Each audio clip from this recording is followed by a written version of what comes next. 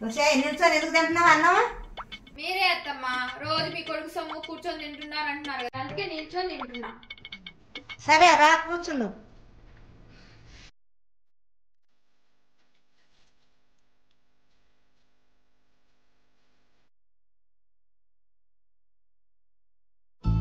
అత్తమ్మా మన ఇంట్లో పని మనిషి 4 ఇళ్లలో గిన్నెలు కడుక్కొని వాళ్ళ కొడుకుని కలెక్టర్ చేసిందంట. నువ్వు కూడా వెళ్ళి 4 నెలల్లో గిన్నెలు కడిగేసి ఆ హర్షాన్ని కలెక్షన్ చేస్తా. సార్ సార్ సార్ ఏంటి సార్ అది? ఏంటే పాడలే మధ్య మధ్యగా ఫోన్ కట్ చేస్తున్నావు?